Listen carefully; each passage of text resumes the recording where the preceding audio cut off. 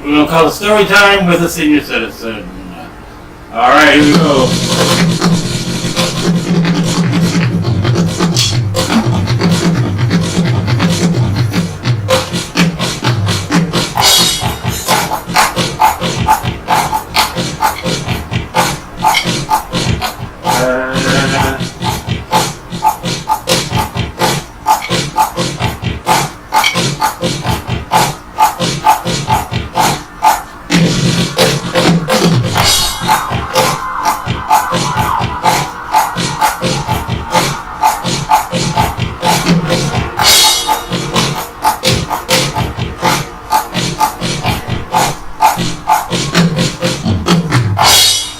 Hey!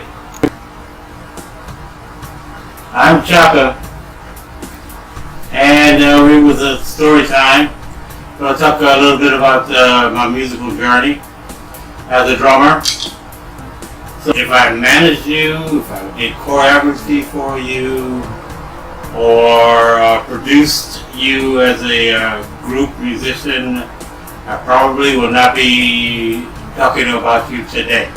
These are groups and or individuals that are connected to the drum set. I either played in the band or something or other. So we'll start off in 7 years old is when I believe I first realized that I had an interest in the drums. We had some kind of project in school.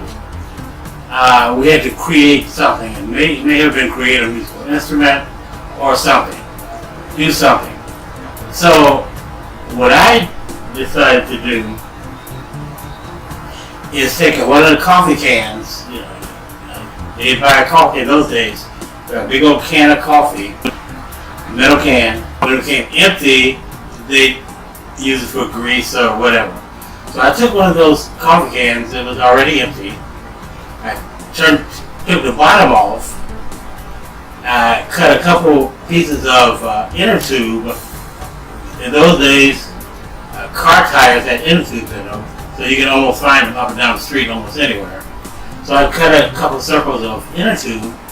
I had one on top, one on the bottom, and somewhere, somehow or another, in the house there was, back in those days you go to camp and we made either bracelets or necklaces with these little plastic long thingies. Some of those lying around the house. So I stuck a hole around each of the inner tubes and would put them together, put one on top, one on the bottom, and put the string through the top one and the bottom, the top one and the bottom, all the way around, and got it tight enough where it made some kind of sound. Later on, I believe one of my friends at Giddings Elementary School played drums, and I was just impressed. He had a real thick set of drumsticks. I believe they're like 1Bs, and he had black tape around them. They looked really cool. So I wanted some of those sticks. Now I don't know exactly how I conveyed this to my parents, but somehow or another they realized that I wanted to be a drummer. I wanted to play drums. I don't know if I was beating, stuff up around the house, pretending like they were drums or whatever. I don't remember. The Christmas after I turned 14, my brother, the middle boy, was away. My parents for Christmas gave me and our older brother guitars. One was solid green, and the other one was a black, had red and orange, whatever. We thought we were, the best. We thought we were good. So we took the stuff in the bedroom and we were playing. I must have had to go to the bathroom or something. So I came out of the room and my mother screamed at me. She was coming in the front door. My mother screamed at me, go back in the room, go back in the room, go back in the room. So I went back in the room. I don't know what's happening. I go back in the room. A little bit later, they called us out. I think they called my brother out first. And I got a little curious. They called me out next, and there was a set of drums for me. and that was the happiest moment of my life. Eventually started trying to play. My father, for some reason, told me that the drums, the drum heads needed to be loosened every night. And of course, me and my father, I believed him, so I did that. And it was just three pieces: a snare, shell collar, bass drum, and one cymbal, which was mounted on the bass drum. As a no hi-hat, no nothing. Later on, I saved enough money to buy a hi-hat, and then they surprised me, I believe, for my next birthday, with a floor top. But still only had one cymbal. During school, of course, I talk about my new drum set and how I'd be playing along with the Temptations or the Miracles or whoever was the latest on the radio at the time. A couple guys, a couple friends of mine, as a matter of fact, said they were putting together a band. One was going to be playing bass, one was going to be playing guitar, and they needed a drummer. So I said, okay, fine, I don't know nothing about nothing. So to make it convenient, everybody would come to my house. Those two would come to my house. And we lived at like 69th Street. They lived in the neighborhood of 30th. And it was a straight line. If they caught the bus, it was just one bus. See, from their house to ours. In fact, we could walk. They could walk it if they wanted to, and I think they did a lot of times. But it was more convenient for them to come to me, two guitars on the bus, than for me to go to them with try to get to them with a set of drums. So we practice, and don't know what we were doing, don't know what we were learning or whatever. Came a time that the school was having a canteen. And I believe they had these canteens every week, every Friday. And I may be wrong on that, but that's the way I remember. The canteen is basically a school dance. It was held in the gymnasium every Friday. Let's say, I don't ever recall a band ever being there. I think we were the first band. I could be wrong, but I think we were the first band. So anyway, we got there early, set up everything. And nobody knew anything. None of our friends knew anything. During the regular canteen, we were down on the floor. We were just dancing, talking to girls, and doing whatever we do. And then they started getting ready for the entertainment. So the three of us disappeared. And then a few minutes later, we appeared on stage. And we started playing. Da da da da da da da da da.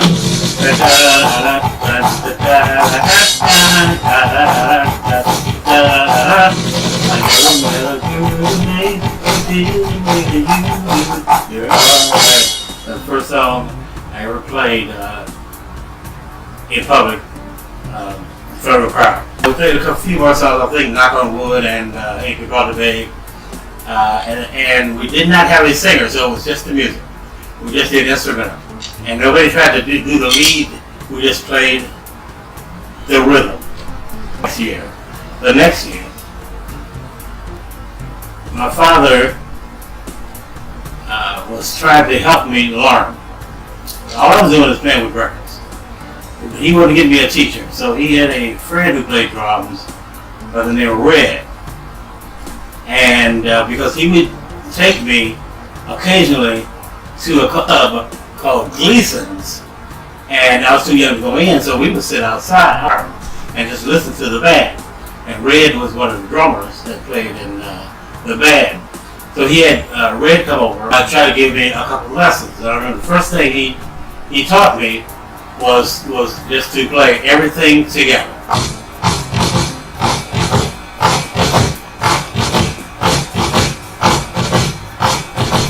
And then from there, then you can break off into independence. But of course, he told me that there's 5 different elements. There are 5. Left hand, right hand, left foot, right foot, voice. And then I think through him, a group needed a drummer. And they had to be in their mid-30s. And I'm 15 at the time.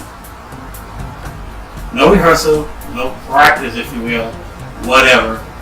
He said show up at this spot at this time, this Saturday. On Saturday, show up at the VFW at this spot. I showed up, and I was there early, of course. Set my drums up, and began a little bit of time with them. Stayed with them for a while. They were originally called the Viscounts. I believe they changed their name to Jimmy Sutton and the Viscounts. And besides Jimmy, there was the guitar player's name was Little Tyrone. And he was a big deal around Cleveland at the time, because he had made a couple records.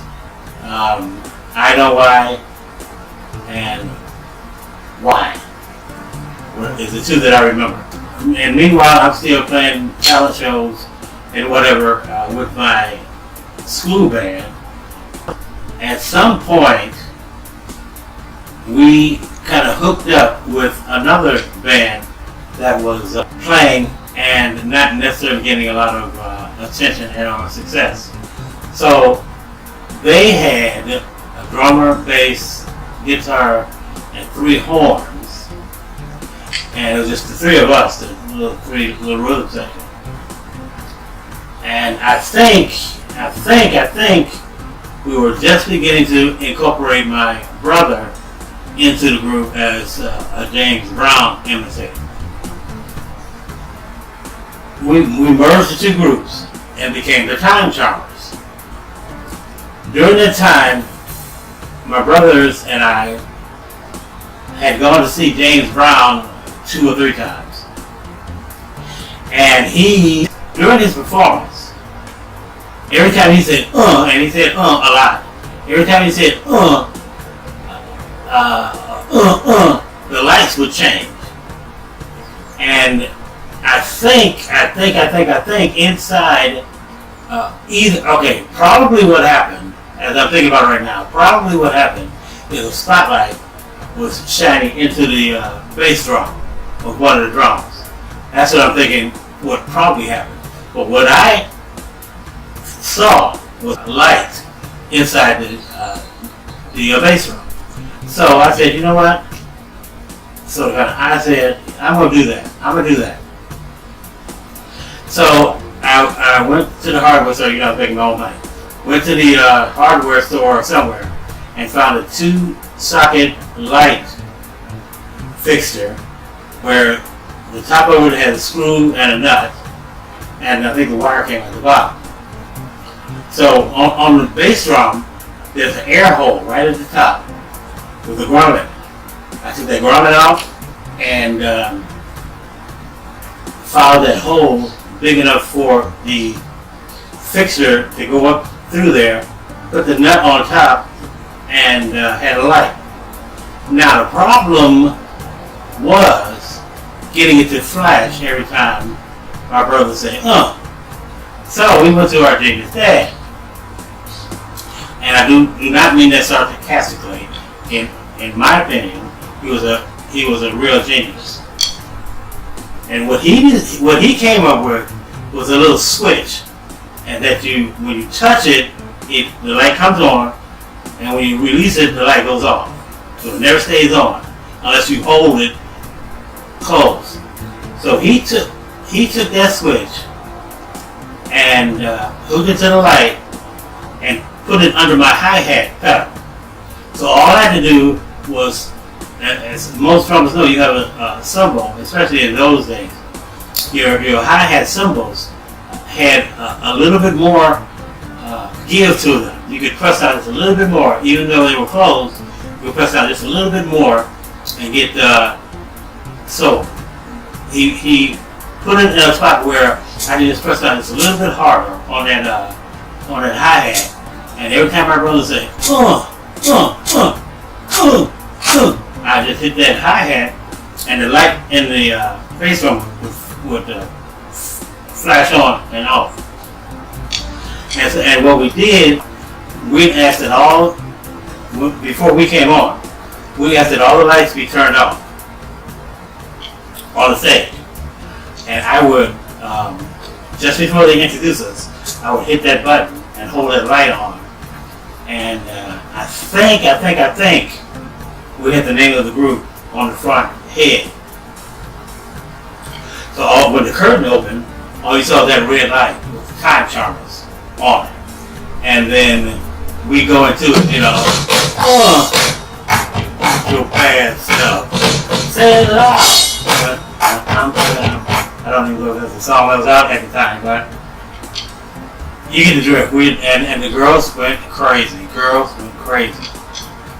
And I believe around that same time, there was a group called the Primes, who was, for some reason, all the members of my band, or most of the members of my band, felt that they were our major competition.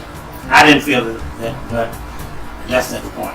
The point is that the Primes, the guitar player for the Primes, and their musical director, if you will, was B. Lord Taylor, who wrote Getaway for Earth, Wind & Fire, and played with and worked with Earth, Wind & Fire for some time.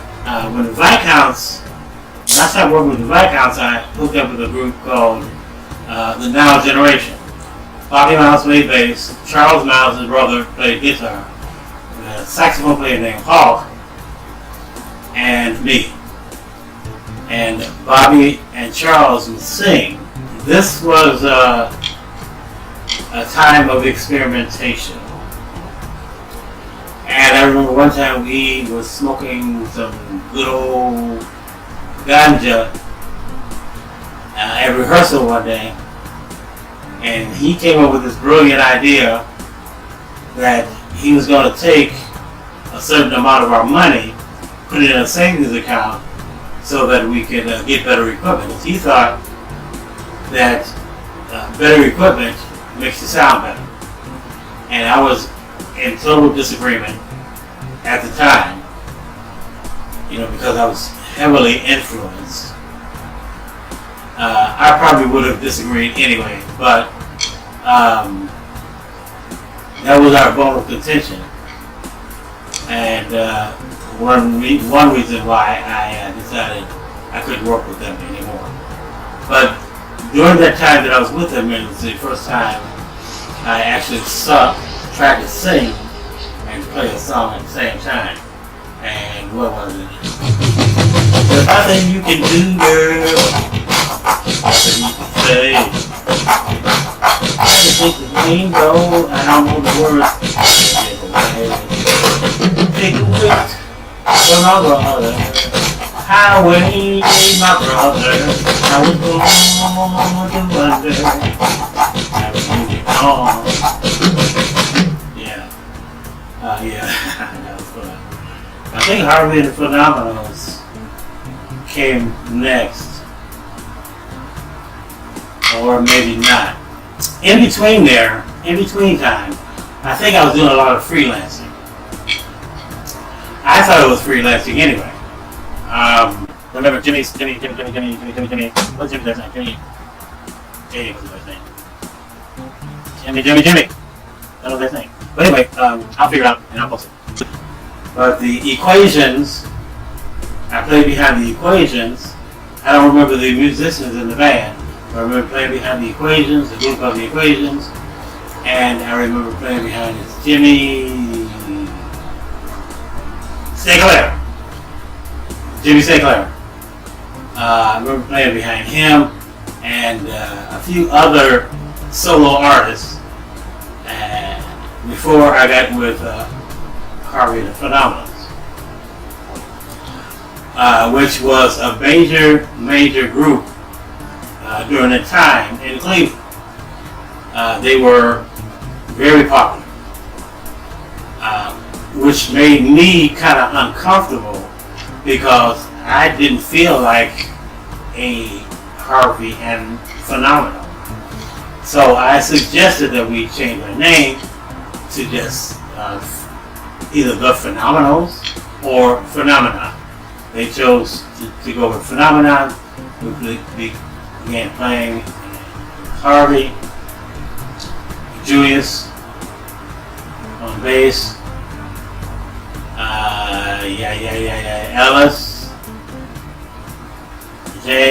Ellis played sax, James played sax, Harry.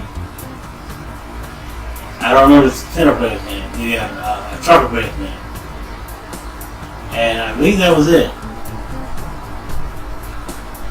We did not have a keyboard player until later. A guy that was trying to manage us got a keyboard and was trying to learn how to play on our dime. But during the time I was back at those days, we would play 45 minutes and then take a 15-minute break. 45-15. During that 15-minute break, a lot of times, if there were some other musicians close by, we would get in a car and run over to where they were, see what they were doing, talk to them, and then try to get back in time. And same thing with them. At this point, I think I took a break. I went to Chicago for 2 years and messed around over there, tried to teach music with melody way music. That was a total flop. I didn't really want to be doing that. And then came back to, I may have tried to play with a couple bands, don't know who they were. Not important. Came back to Cleveland and hooked up with Guy Smith and Richard. Guy played Hammond B3 organ, and Richard played saxophone, and then Sugar Taylor. And forgive me, but I don't remember. I think they were the night shift. I'm not sure. But yeah, played with them. And during this time, we had I think we had a jam session once a week. So this is the time I was experimenting, and they allowed me to play acoustic guitar, sing "If It's My Dream" by Stevie Wonder. And why can't it be everlasting? Yeah. They let me play that on the guitar and try to sing it. Yeah, so then I think I took another break. Went to Milwaukee for a couple of years. And never played with anybody there. Came back to Cleveland, and by that time, Harvey and the Phenomenal, what was left of Harvey and the Phenomenals, teamed up with Night Shift, and became Magic Touch. That's it. So it's Guy Smith, keyboards, Julius Roberts, bass, Harvey Hall Nicholson, guitar, lead singer, me on drums, and they had a guy named Gino singing, and Miss Ella. And this was the time when I was experimenting with MIDI. I was experimenting with MIDI and with large kits. That the Gibraltar rack had come out recently about that time. And what I did, I was of the mind that I was either too cheap or the drums were too expensive to buy a real kit. I just bought the rack and the clamps, and I would build my own kit. So I had two bass drums, and I had two 13s, two 14s, and a 15 and 16, I believe it was. So what I did was I'd recover strip all the hardware off, and put some material on and around all of them so that they match. And at the time I had two sets. I had the big set with the I had two hi-hats. I had about 5 or 6 cymbals, and you had one behind me trying to show off. 5 or 6 cymbals, and I think I had a LP percussion T-bar MIDI thing right here where I could trigger MIDI sounds. Great experience for me. And I left there. That was probably the last professional, semi-professional band that I played with. I tried to go play with another group, but for me it's more about fun than about the technical side of it. I understand a lot of you guys today, you're more into the technical stuff, and that's good. Now, let me say something to you guys, if I may, please. All that technical stuff is good, it sounds good, it's great. You're going 6 zillion miles an hour around the drums, and you're playing polyrhythms and doing all kinds of stuff, throwing your sticks in the air and bouncing them off the walls and putting them behind your ear, all that kind of stuff. Fine. That's fine. That's fine. But here's the thing. Here's my number one pet peeve with most of you drummers out there today. No dynamics. No dynamics. No dynamics. You want a song? First of all, you have to know the song. Know the song, and a lot of you do, because there's a lot of breaks with some of the stuff that you guys are playing now, and horn hits and that kind of stuff. Great. But what about just a dynamic? Okay, there's 5 levels of volume, in my opinion, to a song. 1 is the verse, 2 would be the chorus, 3 would be the bridge, 4 would be the intro, 5 would be the outro. So you got a song. Intro, verse,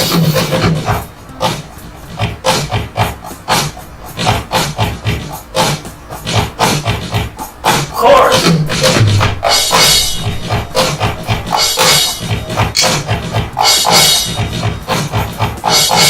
back to the verse,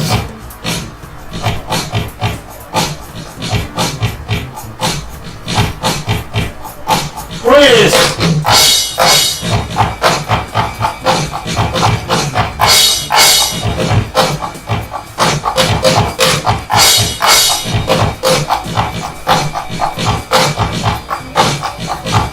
back into a verse now.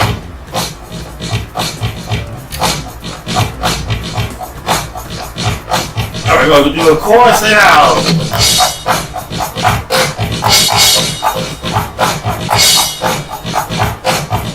Going on.